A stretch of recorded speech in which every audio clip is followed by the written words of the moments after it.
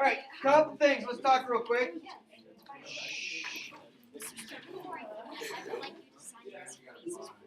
Okay. I'll take care of it. I'll take care of it. All right. Find your seats, please, ladies. Just a quick note. On Schoology, starting today, you can always find my notes to my class. I will put them in there, so go on to my class, and it'll be in here. It'll be a PDF file, so if you need a copy of anything from my class, go in there, okay? But here we're going to work on a little bit of this. This is your, from your homework. If you get this out from your homework, well, from your book, find that, please. So this is section 4.4. Yeah, go ahead. What page? Well, it's section 4.4, page 127. What page? 127. Yeah. I don't. Yep. Why are you coming out? Decided to just write it down on a piece of paper then.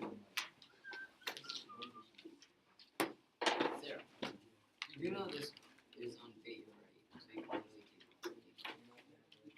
Yeah, but you can write that too. It's fine. All right, so we are starting our scatter plot. So we will, on Friday, be working with the TI-83, TI-84s. Some of you might have an app on your phone for it, which is great, but you can't use your phone on any of our tests. So you need to have it. I have a couple. I don't have enough for everybody. It is your responsibility to get yourself a calculator. Okay, and that's something that was part of this class. This will be tied through all of your classes through high school. If you say, well, I'm not going to get one and refuse to, you can go rent one. We might have already rented all of the ones that are in our math science resource room. But we might not. But talk to them in there if you want to rent one, and it's like $20 or $30, depending upon which calculator you want as far as the graphic calculator goes. Okay, but we're not starting with the graphic calculator today. So we're going to look at this. This again is page 127 of your notes. So let's talk about how this problem works. The table below shows the time and days of winter after December 21st of 2009. And the snowpack at the tree line of Wyoming Peak. Okay? So again, this is in here. Has everyone found that? If you have it, if you're not, let's figure it out. Okay, emails come in.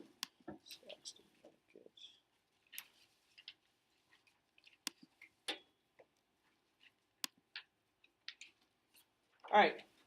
What is the independent variable? The x. Independent is always the x. Independent is the x variable. What is the dependent variable, which is the y? Okay? So if you're plotting or making a graph, you need to label. You need to address it. This is like in your science class. You need to put something there. So time and days, snowpack. Well, you can label this down here, time and days. And then snowpack.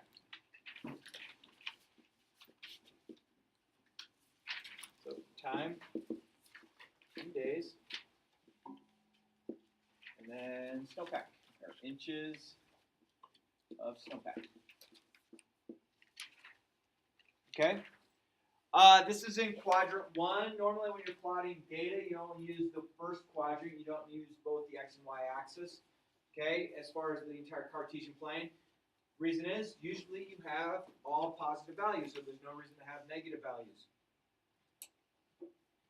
Other things that are good to do on these is you start labeling it. Now, would it make sense? We got to figure out how are we going to label this. So we have time and days, and take a look at it. I have 0, 10, 20, 30, 40, 50 days. Should I go 0, 1, 2, 3, 4, 5, 6, 7, 8, 9, 10? No. No? I could probably count by 2s. I could probably count by 5s. I would figure out something that would be comfortable to do. So let's just verify if 5s would be good. 5, 10, 15, 20, 25, 30, 35, 40, 45, 50. That might be all right. What if I did 2s? 2, 4, 6, 8, 10, 12, 14, 16, 18, 22, 24, 26, 28, 30, 32, 34, 36, 38, 40. 2s might not work. We could break down to 3s. Even though this is not divisible by 3s, we can count by 3s. We can count by 4s. 5s might work nicely. So let's take a look at just counting by 5s.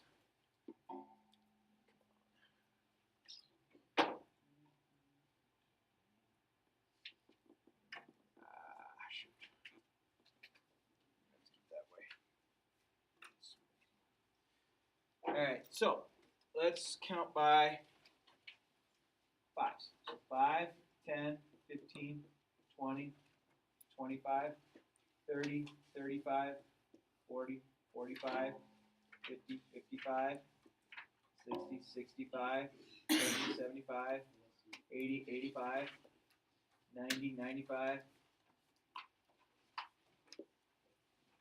Okay? So I started with my 5s, making each tick mark 5. And then I started skipping them, but I didn't skip the line. It becomes a little too much for you to have that much information. And then snowpack, we're going from 35 inches, so we should still start at 0. And we want to go up to 130 inches.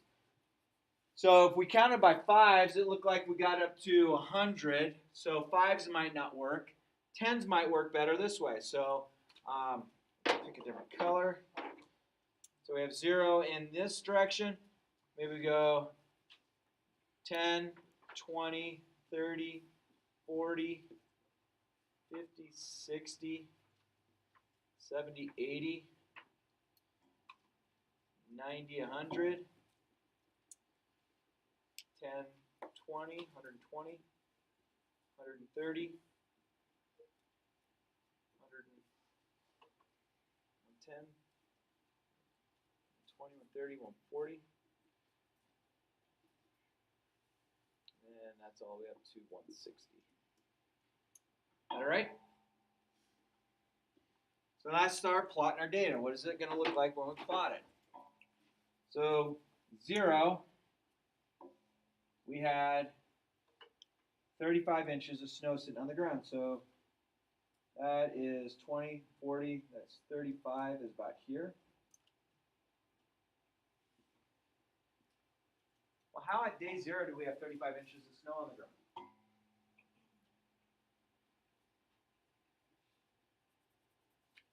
What do you think? What date are we starting with?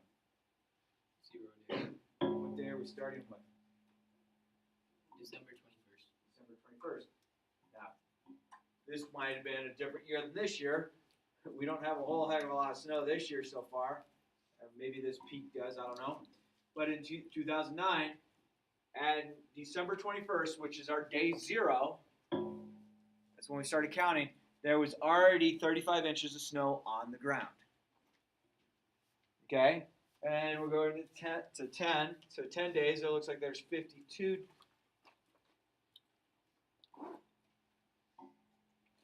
Somewhere in there.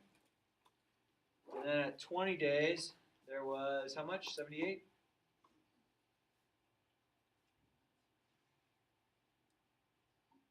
Okay, and at, what am I at? 2, 3, 4. At 30 days, my 30, 20, 30. 30 days, I'm at what?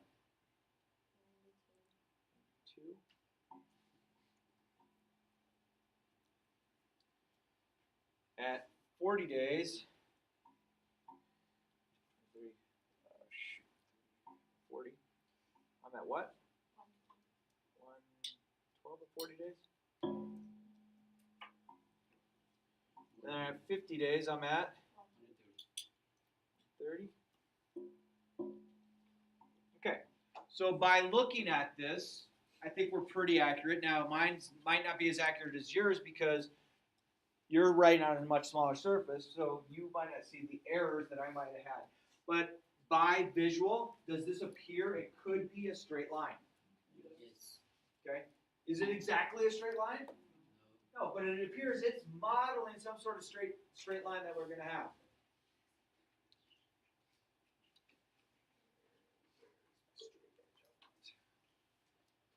Okay, so plot the points, choose the appropriate scale. We did that. So we're done here, we're done here, we're done here. And then draw a line of best fit. And line of best fit is you're giving me a very close representation of what you think the line is going to be. Your line of best fit doesn't have to play connect the dots, but you have to figure out there is some sort of line that goes through here that's going to be pretty close to incorporating as many dots as possible. Okay, of course, this only is dealing with 6 points of data, so it might not in nature be the most perfect ideal, so we just have to make our best guess. And we'll pick blue line. You try and draw it straight. Oh, it's our line. Does that look okay? Did I tremble too much? Write an equation of the line of best fit. Write an equation of a line of best fit. Okay? So this is the equation. So we want to figure out what's going to work for this line of best fit. Do we know where this crossed the y-axis in this graph? Yes, 35. 35. Yeah. So that's where it crosses. So my b value is going to be equal to 35. Is 0, 35 probably a pretty good point for this line of best fit? Yeah. I think so. So let's choose that point. Why is that a good point? Well, one, I have one of my values being 0. And then, when you're doing a line of best fit, so we're choosing this point right here as our point, it's not always good to have it right there. You want to try and choose far enough away that has a pretty good representation and our line of best fit is incorporating it. Okay? So either of those 2 points might be pretty good. So either this one or this one. And I would say just by looking at either one, which one appears to be better? 50, 130. Yeah, I agree. I like 50 and 130.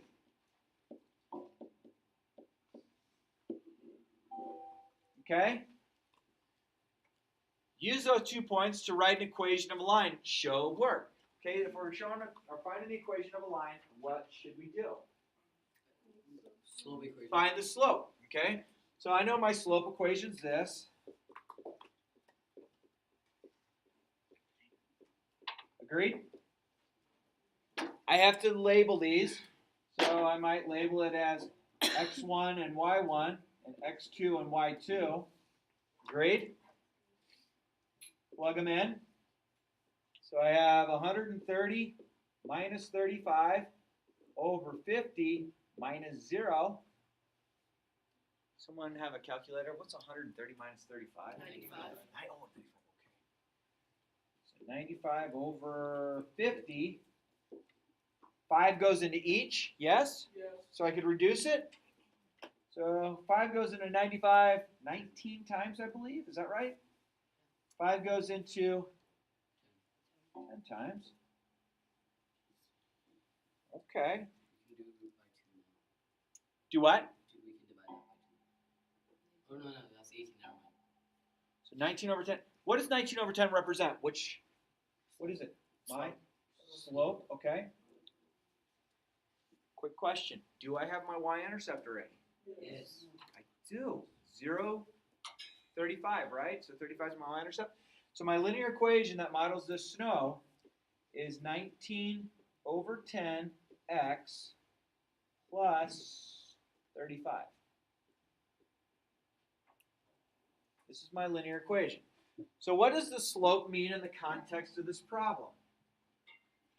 What is the y direction doing? What is it? Snow. Snowpack, right? And how much? Inches. In inches. What does the x component represent in the context of our slope? Time in days. Okay, so what does 19 9/10 mean in the context of the problem? For every 10 days. 19 inches of snowpack are added every 10 days. And some people might say, oh, can I change 19/10 to 1.9? Sure. What does that mean? Well, that would mean that you're adding 1.9 inches of snow every day. Okay, so the context of the problem is important to know. Sometimes it's kind of goofy. It doesn't want to make sense. When you are driving on a road trip with your family and you say, hey, mom, dad, aunt, uncle, grandma, grandpa, hey, buddy, cousin, whatever, who's ever driving, how fast are we going? And they say, oh, we're doing 75 miles an hour. That makes sense to you. But if they said, oh, we're doing 150 miles in every 2 hours. What? We're doing 150 every 2 hours? Yeah. We're actually doing 300 every 4 hours. Dude, we're doing 300 miles. Yeah. But sometimes the slope seems silly in the context of the problem because both the x and the y have a numeric value to it more than one. Okay? How do we feel about this problem so far? Pretty good. Okay. I need to, if I scroll down the screen, my stuff is going to move with me. So I'm going to get rid of what I have written up there. Is that okay? You all have it so I can refer back to you? Thank you.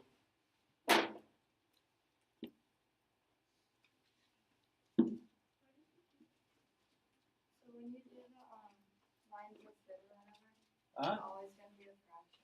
Hey, it could be. I mean, it doesn't always have to work exact. And here's the thing to realize, mathematically, if you were to apply things out in the real world, nothing comes to like an exact number. Yes, if I walk from me to you, there's probably some foot value we could come to. But when you go and work out, things in the financial world, they come to fractional amounts. If you were to say work on with like projectiles, like a rocket that you're going to say like we supposedly want to go to Mars. Well, sounds good, but it's not exact. Everything is some sort of decimal approximate. So a lot of times in these types of problems, one, we're lucky if we get an actual fraction. If we got some decimal that repeats forever, it's an irrational number, which sometimes in the context of that is goofy. Then we have to figure out the margin of error. So, but does that answer your question a little bit? So yeah, I mean, a lot of times you're going to get a fraction, which is great because one, if you're using your calculator, have at it. Let's move down. All right, so, okay.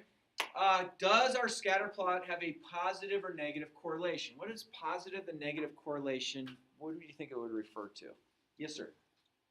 The way that the graph's going. Okay, so what indicates positive or negative as far as your graph? Anyone have an idea? Go ahead, Ron. So, while reading left to right, if the line goes up, then it's positive, and reading left to right, if it goes down, it's negative. Okay, I like it. Joe, what else you got? Slope. The slope. The slope is your big indicator what kind of correlation you have. You put a line of best fit up there. If your slope's positive, guess what? You have positive correlation. If your slope's negative, you have negative correlation. Okay? So this line looked like it had a positive slope because we had a slope of, I forgot, I don't remember it now. 19/10. 19/10, it's positive. So we have a positive correlation. What is the slope? We said it was 19/10, right? Explain the slope that tells us about the situation. Be specific. What does this mean? For every 10 days, you add 19 inches of snow increase every 10 days. Done. Boy, my writing's getting worse and worse as the day goes on. We just started. What are the coordinates of the y-intercept? That was 0. 35. Thank you. Explain what the y-intercept tells us about the situation. So we're going to relate to the context. Snow, we started measuring snow what date? December 21st. December what? 21st. 21st. So there was already 35 inches of snow on the ground. You know, it's one of those where it's an afterthought where you're like, oh shoot, I should go do that. Now we've already started. Think about you filling up a bathtub. Let's say you're gonna wash your dog, or you're gonna wash yourself, you take a bath. I don't know. The water itself, most homes, the water will come in at a constant rate. So if you turn your bathtub on, it comes out at a constant rate. Well, let's say you go in, put the drain in, you start filling up the bathtub, you walk out and you're like, oh shoot. You go in and you measure. After 10 minutes, you have 7 inches of water in your tub. Maybe it's a big tub, or maybe you have a slow trickle in the faucet. And then you can start predicting. If your bathtub is a certain amount of gallons and you know how many gallons was in it originally, you can predict when it would get to an overspill. If you had, can I use is this iced tea? Yeah? I won't do anything bad, I promise. I hope. If not, I'll buy a new one. If I put a hole in this, or put a hole in the bottom, this iced tea is going to drip out, yes? Yes. It's going to actually drip out at a constant rate. If we knew exactly how much iced tea we had, and then we started measuring how it's dripping out of a rate over time, we would actually be able to predict when the cup is empty. When the cup's empty is actually where it crosses the x-intercept. Okay, yeah. Is it kind of like hourglasses? An hourglass, yeah. Yeah. Those are pretty good. Yeah, we don't use those. Grandma used to have one when I was a kid. She called it her egg timer, and that's what she would do when she was making hard-boiled eggs. She would get the water boiling, she'd flip it over, and when that was done, that was when the eggs were ready to come off and be hard-boiled. Or were already hard-boiled, and I thought, okay. Isn't that what they use? I think the sand drips out in like 30 seconds. It's used for some picture game or whatever. Yeah, fans and an hourglass. Yeah, hourglass. So hourglasses we're designed to be a type of timer. Some more at a time. Some of them go much faster than others. You might play family board games. I don't know that have a timer. I think there was one that Scrabble. You can use it on Scrabble, especially when you're playing against my family. Would you hurry up? And that's them talking to me going, I have Q, I have Z, I have the letter R, and I have the number 7. That's an L, Dad. Oh, sorry. How does Dad have number 7? And my life, just let me. Use your equation to find the snowpack on Wyoming Peak 25 days into winter. What was my equation again? I'm sorry, I can't remember. Y equals 19 over 10 x plus 35. Plus what? 35. Okay, so this is our equation. Find our equation to find the snowpack level on Wyoming Peak 25 days into winter. You got to remind me because I erased it. I'm sorry. Our x component was labeled. What was it? 10 days. Time and days. And our y component was snowpack in inches. Yeah. Okay. So it says use our equation. So let's make sure we understand this. So this is snow in inches, and this is days. Right? Our independent was days, our dependent was snowpack in inches. Use your equation to find the snowpack on Wyoming Peak 25 days into winter. Where do you think I would plug 25 into this problem? So this, 25 days, this is our x value. If I substitute this in here, I can now make a prediction. Plus 35. What? Wouldn't it be 2.5 because you have to get 25 days? So it'd be 2 times 7, 25. Where are you getting 2 from? Well, instead of 25, we do 2.5 because you have to multiply it by 2.5 too. I think Oh, okay. Joe, no, you never mind. I multiply see by what- 19, you divide by 10. Yeah. Oh, okay. I Yeah. see that. So help me out. You guys do this? I don't know what this number comes to. I got 47. 47? 47. So right here, that was 47.5? Yeah, I'm just. So you get 47.5 plus what? 35? What do I get to here? So you have to divide the 52 point. I think 19 times 25 is 475. 72.5, Divided by I 10. think. How much? 72.5. No, it'd be 82. Yeah, what? 82? 82.5. Yeah. You guys are the ones with calculators. 82.5. What? divide by 10. I don't have to. No, that's. Done it already. 19 times 2.5. Yeah, that's it. 82 point, what does this mean? 82.5 inches of snow in 25 days. Yeah. 25 days of winter or 25 days once we started counting or what? 25 days since we started counting. Yeah. So they're using, what date was their start date? December 21st. December 21st. Isn't that the first day of winter? Isn't that when the winter solstice happens? Isn't that when the sun and the moon are exactly equal? You can balance eggs on end. You can? That's your assignment for December 21st, buddy. Okay. Put the egg on end. Woo! It works!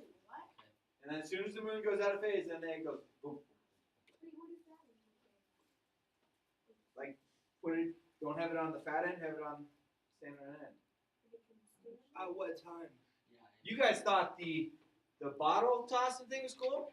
December 21st. Sometime when you wake up in the morning, take an egg, put it on the counter, balance it, walk away. It will stand on end. Really? Oh, it won't. Sick. I'm telling you. What happened? Because, like, if the sun and moon are perfectly aligned. What are the odds? I mean, you all will be on break by then, but that'll be your assignment over break. The non-math assignment over break to watch an egg stand on end on December 21st. The whole day? Okay. Oh, you moved a little bit. Yeah. 3 out of 4. You gotta see. Yeah. Oh, I don't know what it says. So 25 days. That's 25 days after December 19th, right? So December 29th is 10 days in, and then we have to realize there's 31 days in December. We can count up. So that 25 days into winter, sometime in January. That makes sense on the context of this problem? And how many days into winter will the snowpack on Wyoming Peak be 100 inches? Where do you feel on our equation here, where would I plug 100 in? Yes, sir. Can you just use the graph? Say- Between 92 and 112, so 30 between 40 days. Okay, but we can find it. I like what you're doing. You were looking at your graph to evaluate. I agree. I like it. But what is this 100 inches? What does it represent? X or Y? Why? It represents Y. So if I take my equation that we've designed and I plug 100 in,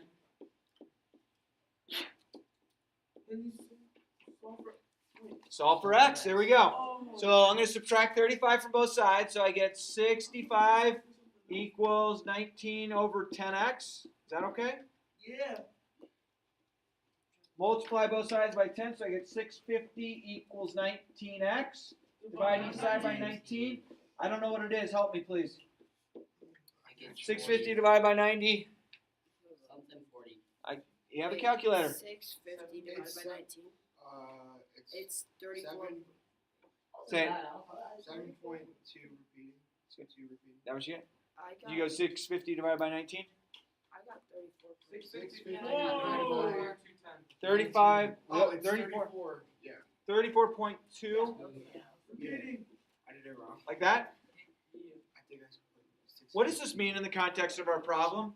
34 days for 100 inches of snow. Yeah, just after 34 days, on the 34th day plus a little bit more, we should have 100 inches of snow. That's quite a bit. Okay. Oh, I mean, just think. I mean, do our mountains? I mean, for normal winters, normally get a lot of snow. I mean, heck, we can see some of our 14,000 foot peaks still have snow on them.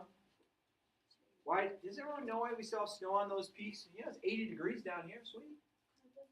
Because it's Yeah, cold up there. 14,000 feet, probably about 20 degrees. There's not enough air for the heat to heat up in order to get there. And the higher up you get, the colder it should be. Don't you only get like 1/3 of the oxygen that you get down there up there? It is not. Let's see. Okay, at sea level, let's say you get 1 oxygen, right? Or 100% of your oxygen. If you get to Denver, I heard it's about 95% of what the oxygen is at sea level. When you get up to above 10,000 feet, it goes to about 89% of the oxygen of what sea level would have. So when I used to run, I used to love running. I can't run anymore because my knees and everything else is bad. So I do other cardio stuff. But when I run, when I used to go down to Phoenix, like over winter break, see my parents, I would like my 11, 12 mile runs here would turn into closer to 20 miles down there without even thinking about it. Because it's easier to breathe. It was ridiculous, yeah. And there was one time we went to Florida. I was like all day long. I was like, woo! No, like, okay, I would land somewhere humid. That's like so Forrest when Gump. I Run, Forrest, run! got out of the flight, I couldn't breathe. Any questions about this problem? There's a lot to this problem. Do you agree? There's a lot that you have to understand in the context of the problem. And when you look at it in the context, it actually makes pretty good sense. But what I think is neat about some of this type of math, you know, if I could say math has any type of neat properties to it, is do you feel that if you were to have a job that allowed you to model things mathematically and you were able to make predictions on things, do you think that would be kind of a neat idea? Is there a job out there right now that makes predictions? Weather. Yeah, unfortunately, boy, isn't it? I tell you what, I'd love to be a weatherman. How can you be? Dave Aguilera lives like 3 houses from me. And I'm like, Dave, how are you always wrong? Well, the models we're looking at showed us this, Chris. And I'm like, but still, like if I were to come and start teaching math, and all right, 2 plus 2 is equal to 19. And just go with that and just be blatantly wrong, I'm not going to teach too long. But yet the weather guys sit there, oh yeah, and today it looks like we have 17% and 28% this and 19% that, and our dew point is this, and our barometric pressure is that, and we have a high pressure system moving in, and our low pressure system right behind it. And you're like, sweet! And then you're like, so what do I need? Make sure you bring an umbrella tomorrow because it's going to rain all day. And all of a sudden the sun is out. Andy said it best, the sun will come out tomorrow. If you don't know the musical, watch it. Wait, I thought Wait, it hold was on. snow tomorrow. I understand, but Is it supposed to snow tomorrow? it's like 75 today, right? Yeah. It's like ridiculous. I mean, like at But night I love it. goes Don't get me down. wrong. It's funny about Colorado. I get here, it's like September 4th month in a row right now. What do you think? Seriously. Yeah. This is the only place I've ever lived that it could be 72 degrees going, boy, we sure do need some rain and snow real quick. It's like, dude, the sun is out. It's 72. This is like San Diego without the humidity. Oh. Yeah. I was actually going to talk about San Diego. Yeah, I used baby. to live there, and like in the morning, it would be really like gloomy and gray out, so you didn't know like what's going on. And then when the sun would heat up, it would Yeah. burn off the moisture. Yeah. No, I think it's so funny. People are like, oh man, I wish it would rain soon. It's like, this is beautiful. I'm raking leaves in shorts and a t-shirt, and I'm sweating. No, I remember I read like an article. It was about like how like a butterfly wing like flying can stop like a whole tornado up in like Texas. The whole concept of chaos theory has been exploited because of that phrase. Chaos theory basically means this reaction contraposing to others. So it's a butterfly flapping its wings in Brazil, creating a hurricane in Florida.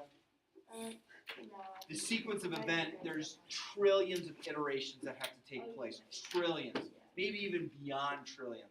So yes, that is technically kind of a true statement. It is so, the probabilities of events taking place is like, that'd be like, a penguin burps in the Antarctica and we have a heat wave, because of the methane gas. That's like That's like them blaming global warming based because cows farting. Seriously, like, oh, they release methane gas when they fart.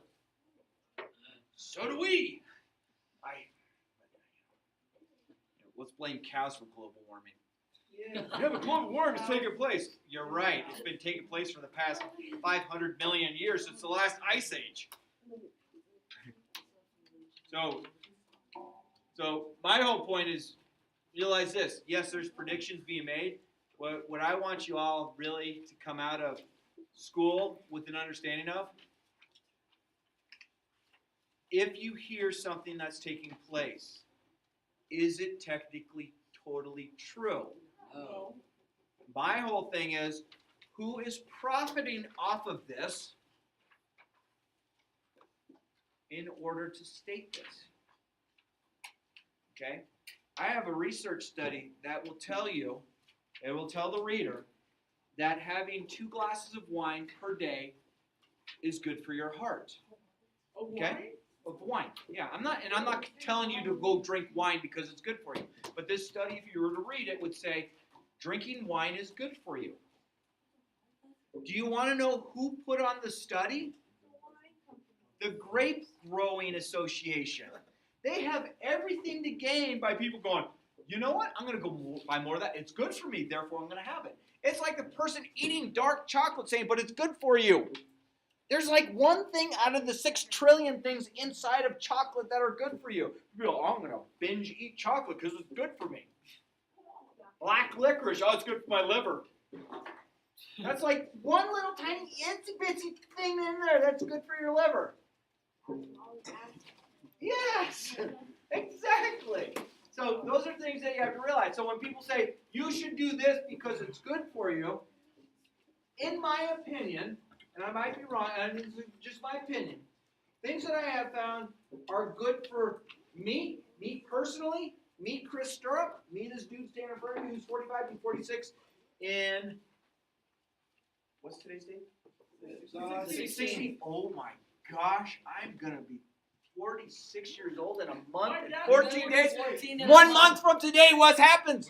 It's okay, my mom's 1 month from today, what happens? I'm still 13. Yeah, Star Wars. Boy, 13? I'm so Oh excited. my gosh! Go back to 8th grade. So, Can you teach us how to do this? let's look. We got a few minutes left, but let's start talking about how we might do this. This is the next problem. This is on page 128, right? Oh, it goes in reverse. Okay, so let's talk about this real quick. So, the table below shows the time and days of spring after March 21st, 2010, and the snowpack at the tree line of Wyoming Peak. So, what's March 21st? Yeah, that's the first day of spring. Okay, so starting in spring, what would you expect the snowpack to do come spring? Melt. Okay, so this type of thing, once we've plotted it, will probably look like this. Okay, now I'm just putting it up there. Does this exactly what it looks like? No, I would say I need to label here, and I need to label here, and I'd say this label on here is days, and this is snow in inches. And it's gonna be negative. But this is where we started, and we have a negative slope. If we have a negative slope, that means it's decreasing. And if it's decreasing, that means we're getting less of it. And what would this mean right here? What would this mean where it crosses the x-axis in the context of this problem? I forgot. So I'll tell you that the label here is probably 0, and then we're counting by 20s again or whatever. What would this mean in the context of the problem? there's no snowpack left. There is no snowpack left. All is gone. Frosty is dead. No. Until, Snow comes back. Yep. Then you have or to you watch the cartoon and he goes and hangs out in the Then freezer. you have to So where it crosses the x-axis is where all of the snow, what day all of the snow is gone. Frosty. So let me ask you all this. So the polar ice caps are quote unquote melting. Still with me on this? Okay, according to things that we've been indoctrinated to know, the polar ice caps are melting. And someone, I heard a comment the other day on the radio, said, well, where are all the penguins going to go if the northern ice caps melt? There are no penguins in the North Pole. They're in the South. Oh. So I don't know. They'll probably stay down south. But this is a guy who can take me serious because I'm speaking about what I know about. You're talking about penguins that live in the North Pole. They don't live there. They live in the South Pole. Oh, well, that's what I meant. Okay. Now I'm going to take you serious because everything else is going to be the truth. You make one major error in your comments, but this is what I would like all of you to try and do. You have this first problem done. You have this first problem done. Come on. Okay, we did it. Looks like problem D.